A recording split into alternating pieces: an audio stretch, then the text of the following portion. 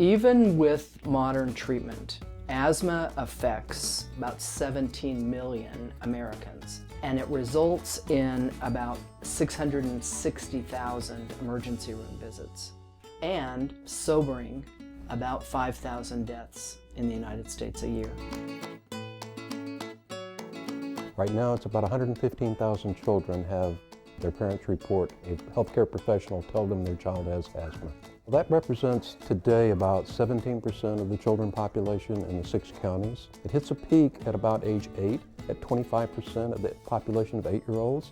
And just to give you an idea of what that looks like, if you were at a soccer field with a bunch of 8-year-olds playing soccer, if you went 1, 2, 3, asthma, 1, 2, 3, asthma, that would give you a real strong sense of how important this issue is to our kids.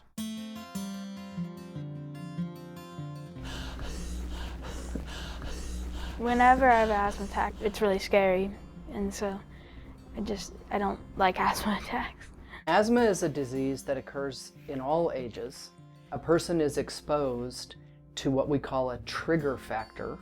That triggers a chemical reaction in their lungs that makes their airway muscles tighten up, that limits your breathing during that exacerbation or during that attack. I think the hallmark is that it's recurrent, with periods of normalcy in between, and the symptoms can range from coughing, usually kind of a tight cough, to increased work of breathing and wheezing, to a real asthma attack. A very common trigger, especially for children, is viruses. Also pollens and molds, which are seen in the spring and the fall. Cold air can be a trigger. And exercise. With exercise, what it really is cold air, because you're panting rather than warming and humidifying the air as you breathe it through your nose. And then another significant trigger, of course, is cigarette smoke. There are actually several illnesses that can masquerade as asthma.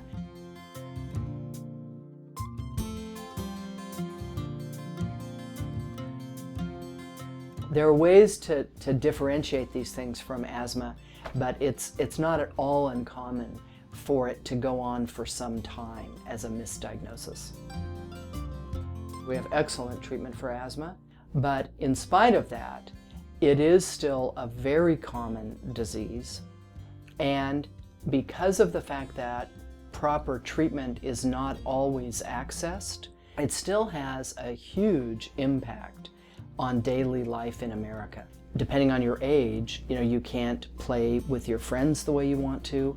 You can't fully participate in sports the way that you want to. Asthma is actually one of the most common cause of missed school days in the United States. And you miss sleep, which can affect the whole family. We just sort of accept it as being almost normal.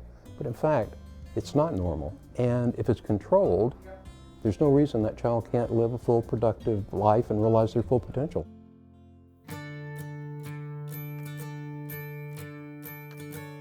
I take a lot of pride in working with a group of healthcare professionals that are so diligent as well as caring about the children for whom they care. It is really important that they see their primary care provider, and we talk early and we recognize early that they have asthma.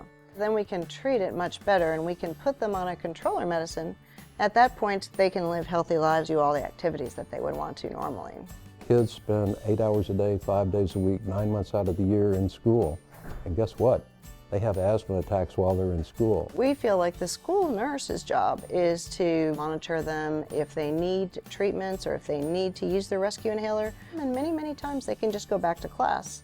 So the parents don't even need to be called and the child doesn't need to go home.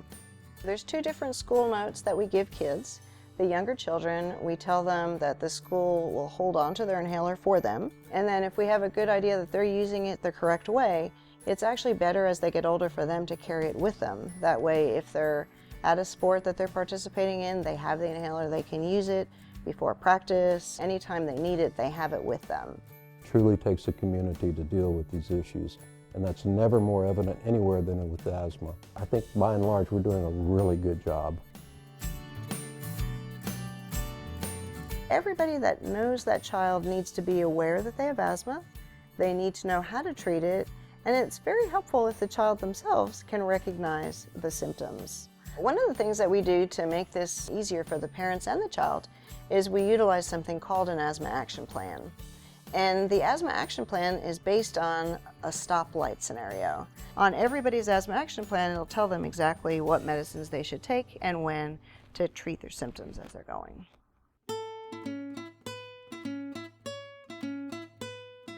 I think like with most illnesses, if you are proactive, your outcome from the illness can be significantly better. If a child's well controlled, they should be able to live a normal life. They should be able to play sports with their friends. They should not be missing school. I play football, baseball, and off-season weightlifting and running. I do live a normal life with asthma. I can do pretty much just as anything as like a kid without it can do. Once asthma is controlled, there's no reason a child can't reach their full developmental potential. So that's what we really need to focus on, is keeping people aware that asthma is an issue, focusing on getting asthma that's been identified under control, and making sure those kids reach their full potential.